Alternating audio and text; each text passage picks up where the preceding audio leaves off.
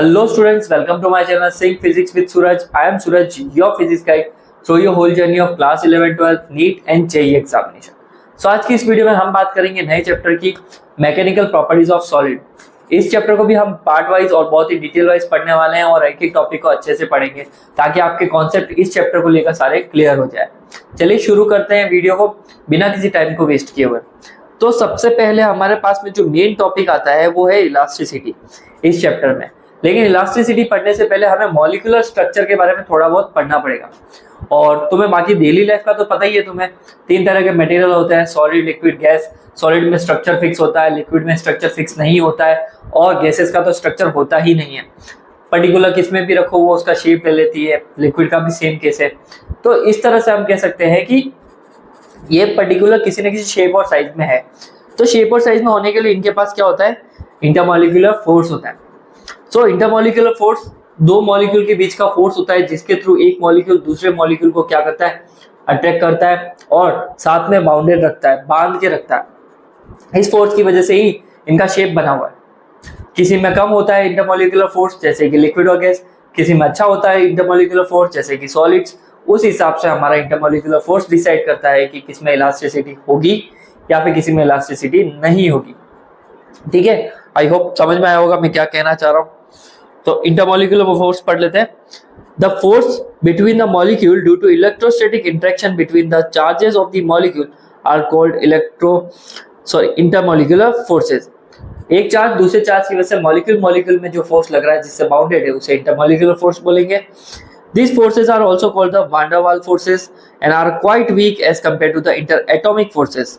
Electron, proton और neutron के बीच में जो फोर्स लग रहे हैं उनके कंपैरेटिवली ये वाले फोर्स थोड़े वीक होते हैं।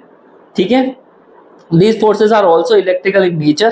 नेचर में इलेक्ट्रिकल होते हैं खुद से and these are active if the separation between two molecules is the order of a molecular size. ये एक्टिव तब होंगे जब इनका सेपरेशन जो है इन मॉलिक्यूल के साइज के क्या होगा, separation between is order of the molecular size के जस्ट बराबर होगा, तो ये एक्टिव होंगे। तो अभी यहाँ पे इस चैप्टर में तो हमारे को इसके बारे में कोई नहीं पूछने वाला इंटरमॉलिक्यूलर फोर्स। चैप्टर रियल में स्टार्ट हो रहा है वो हो रहा है यहाँ से, इलास्टिक प्रॉपर्टीज ऑफ मैटर। ठीक है, मटेरियल की कुछ प्रॉपर्टीज होती है, elasticity, plasticity, perfectly elastic body, perfectly plastic body. इन प्रॉपर्टीज की वजह से मटेरियल का शेप और साइज क्या होता है, चेंज हो सकता है, बट शेप और साइज चेंज होने के बाद में भी वापस रीगेन कर सकता है। चलो सबसे पहले पढ़ते हैं हम इलास्टिसिटी। क्या होती है elasticity? The property of matter by virtue of which a body tends to regain its original shape and size. कोई पर्टिकुलर बॉडी है, जैसे कि एक रबर बैंड ले लिया हमने, किसी इरेजर को ले लिया, या फिर हम कोई पर्टिकुलर स्ट्रेचेबल वायर को लेते हैं, तो जब हम उसको खींचते हैं और जब छोड़ देते हैं तो क्या वो वापस उसके ओरिजिनल शेप में आ जाता है? राइट, आ जाता है।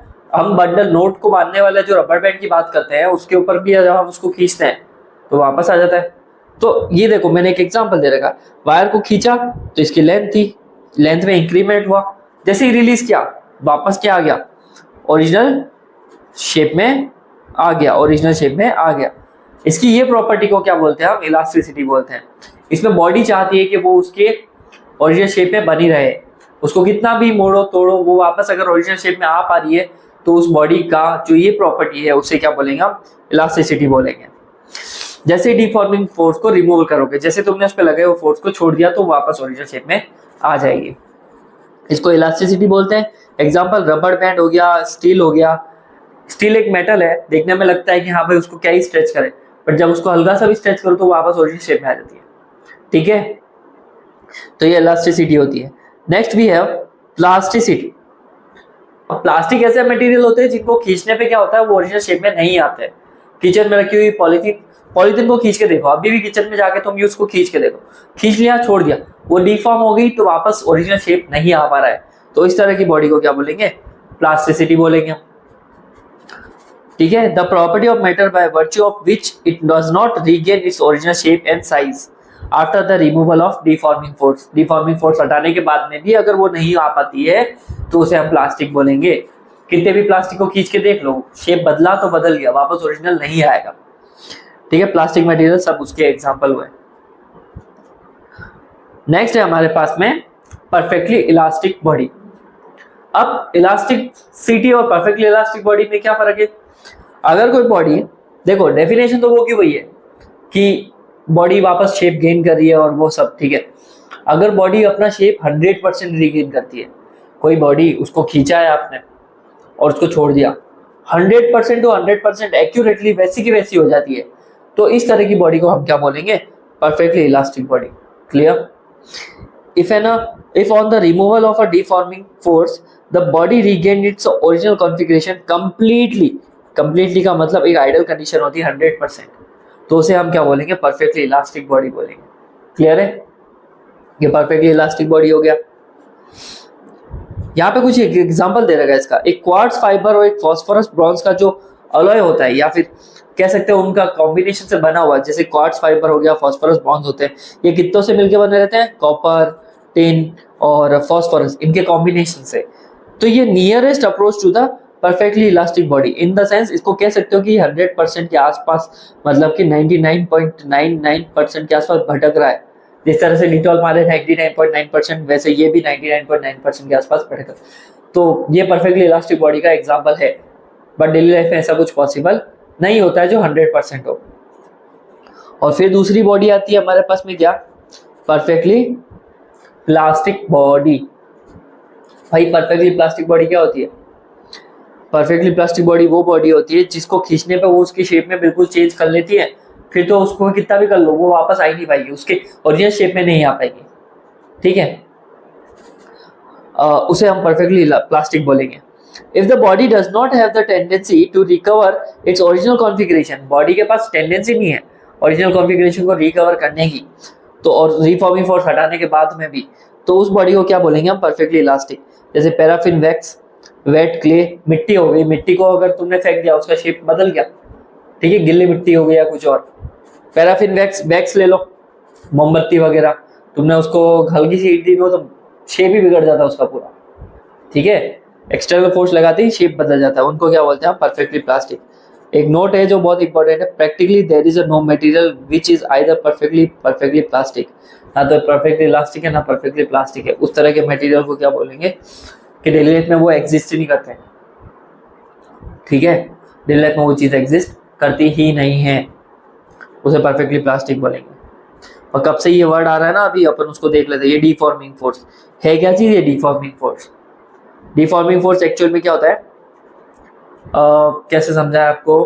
अच्छा, किसी चीज पे फोर्स लगाया, जैसे वो स्माइली वाली बॉल नहीं आती स्क्विश करने वाली येलो कलर की स्ट्रेस बॉल, जब हम उसको दबाते हैं, ठीक है, अब यहाँ पे स्ट्रेस बॉल की बात हो रही है, कोई भी इसको गलत वे में नहीं लेगा, तो स्ट्रेस बॉल की बात हो रही है, तो डिफॉर्मिंग फोर्स सही है।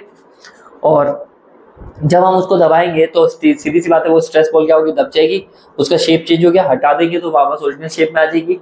तो कहने का मतलब ये है, बॉडी का शेप और साइज चेंज करने के लिए जो फोर्स लग रहा है उसे क्या बोलेंगे हम? डिफॉर्मिंग फोर्स बोलेंगे।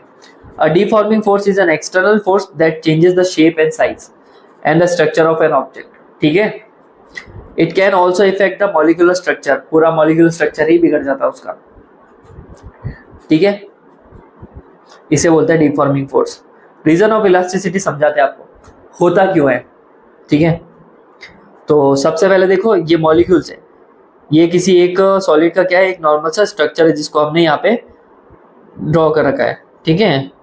ड्रॉ तो क्या है, इसको इमेज को कहीं से डाउनलोड करके यहाँ लगाया है। तो ये जो आपको दिख रहा है ना, ये सब ये मॉलिक्यूल्स को शो कर रहे हैं, और ये स्प्रिंग जो है किसको शो कर रही है? इंटर मॉलिक्यूलर फोर्सेस को। तो दो मॉलिक्यूल और एक मॉलिक्यूल के बीच में जो इंटरमॉलिक्यूलर फोर्स है वो बिहेव किसके जैसा करते हैं? स्प्रिंग के जैसा बिहेव करते हैं। तो जब उसके ऊपर फोर्स लगाओगे तो वो चीज क्या होगी? मॉलिक्यूल पास में आएंगे और उनके बीच का ये इंटरमॉलिक्यूलर फोर्स जो होगा लो हो जाएगा, मतलब कि कम दब जाएगा, है ना। तो जब ये दब गया तो सीधी सी बात है, उसका शेप और साइज बदला, और जैसे ही छोड़ा ये स्प्रिंग के जैसे बाउंस बैक होगा, और जब ये बाउंस बैक होगा तो कह सकते हैं कि वहां पे उसमें इलास्टिसिटी की प्रॉपर्टी आ गई, दबी है वो चीज वापस आ गई है। क्लियर? तो इसका पूरा एक्सप्लेनेशन मैंने यहाँ तक लिख रखा है, इसको आप रीड जरूर कर लीजिएगा जो मैंने बोला है। और ये नोट्स अगर डाउनलोड करने हैं तो टेलीग्राम चैनल में फ्री ऑफ कॉस्ट पड़े हुए हैं, डाउनलोड कीजिए, वहां से सब अवेलेबल है। फिर आता है इलास्टिक लिमिट। अच्छा, अब तुम सोचो, तुमने कभी रबर बैंड को खींचा है? कुछ ज्यादा खींचा है और ज्यादा खींचा है, एक टाइम के बाद वो टूटता है कि नहीं टूटता है ना, ब्रेकडाउन तो होता ही उसका भी। तो किसी सब्सटेंस को एक लिमिट तक ही खींचा जा सकता है, उसके बाद में वो या तो ओरिजिनल शेप में नहीं आएगी या फिर उसका फ्रैक्चर हो जाएगा या वो चीज टूट जाएगी। उस चीज को हम क्या बोलेंगे, इलास्टिक लिमिट बोलेंगे। उस कंडीशन को, उस पॉइंट को क्या बोलेंगे हम, इलास्टिक लिमिट। एक पॉइंट के बाद, सर्टेन पॉइंट के बाद कोई भी चीज जो होती है वो वापस कभी भी रीगेन में नहीं आती है, उसे हम बोलते हैं इलास्टिक लिमिट। क्लियर है? Elastic body shows their property of elasticity up to a certain value of deforming force. If we go on increasing the deforming force, then the stage is reached when the removing force, the body will not return to its original shape, या फिर break down हो जाएगी, उसे elastic limit बोलेंगे। ठीक है, आए समझ में? आपको ये टॉपिक समझ में आया? इलास्टिक लिमिट है, region of elasticity, deforming force हो गया, परफेक्ट इलास्टिक, परफेक्टली प्लास्टिक, और इलास्टिक प्लास्टिक, और इंटरमॉलिक्यूलर फोर्स की बात। सारे टॉपिक आई होप आपको समझ में आए होंगे। ठीक है, तो वीडियो पसंद आई है तो लाइक कीजिए, शेयर कीजिए और सब्सक्राइब कीजिए मेरे चैनल को।